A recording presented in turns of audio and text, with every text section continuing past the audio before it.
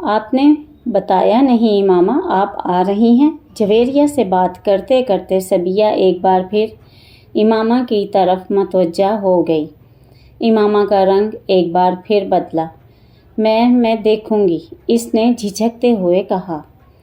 مجھے بہت خوشی ہوگی اگر جویریہ کے ساتھ آپ تینوں بھی آئیں گی۔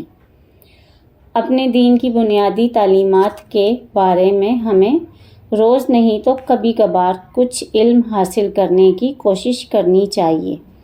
صرف میں نہیں لیکچر دیتی ہوں، ہم جتنے لوگ بھی اکٹھے ہوتے ہیں ان میں سے کوئی بھی اس موضوع پر گفتگو کرنے کے لیے آزاد ہوتا ہے جسے ہم نے منتخب کیا ہوتا ہے، اور اگر آپ میں سے بھی کوئی کسی خاص موضوع کے حوالے سے بات کرنا یا بتانا چاہے کچھ تو ہم لوگ اسے بھی ارینج کر سکتے ہیں۔ صبیہ بڑی سہولت سے بات کر رہی تھی۔ پھر کچھ دیر بعد جویریہ اور اس کی کزن ان کے ہمراہ کمرے سے باہر چلی گئیں۔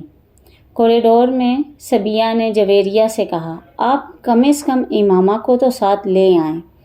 مجھے لگا ہے کہ وہ آنا چاہ رہی ہے۔ اس کا عقیدہ بالکل الگ ہے، وہ کبھی بھی ایسی محفلوں میں شرکت نہیں کرے گی۔ جویریہ نے سنجیدگی سے اسے بتایا۔ صبیہ کچھ حیران ہوئی۔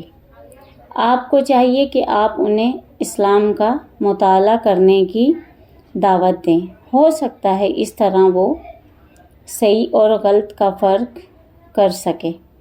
صبیہ نے چلتے ہوئے کہا، میں ایک بار ایسی کوشش کر چکی ہوں۔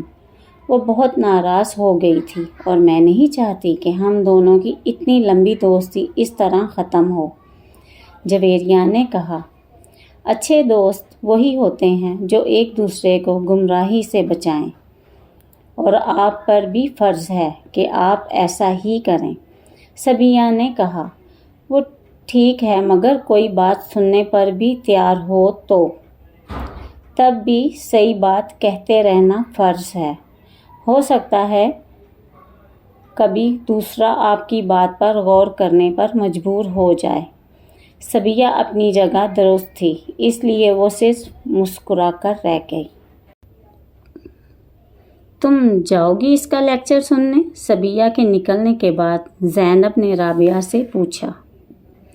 نہیں، میرا کوئی ارادہ نہیں ہے، میں ایسے لیکچر ہضم نہیں کر سکتی، رابعہ نے اپنی کتابیں اٹھاتے ہوئے لاپرواہی سے کہا۔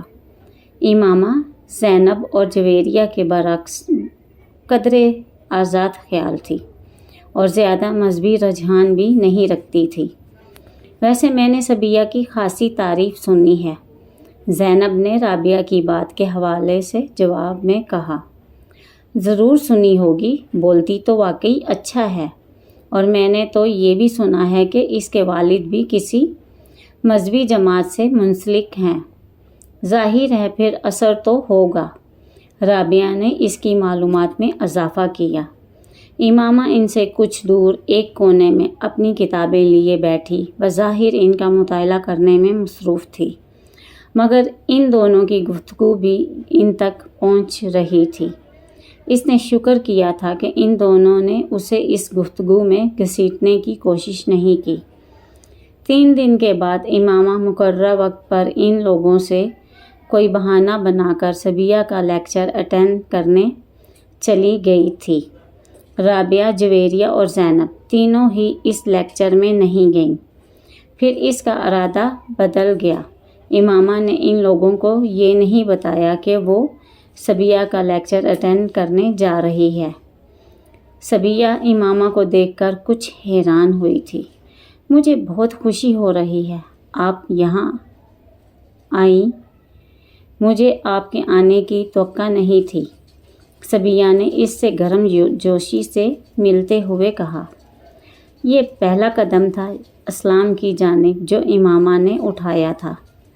اس سارے عرصے میں اسلام کے بارے میں اتنی کتابیں، تفاسیر اور تراجم پڑھ چکی تھی کہ کم از کم وہ کسی بھی چیز سے ناواقف اور انجان نہیں تھی۔ اسراف کے بارے میں اسلامی اور قرآنی تعلیمات اور احکامات سے بھی وہ اچھی طرح واقف تھی، مگر اس کے باوجود صبیہ کی دعوت کو رد کرنے کی بجائے قبول کر لینے میں اس کے پیش نظر صرف ایک ہی چیز تھی۔ وہ اپنے مذہب سے اسلام تک کا وہ فاصلہ طے کرنا چاہتی تھی جو اسے بہت مشکل لگتا تھا، اور پھر وہ صرف پہلا اور آخری لیکچر نہیں تھا، یکے بعد دیگرے وہ اس کا ہر لیکچر اٹینڈ کرتی رہی۔ وہی چیزیں جنہیں وہ کتابوں میں پڑھتی رہی تھی اس کے منہ سے سن کر پر اثر ہو جاتی تھیں۔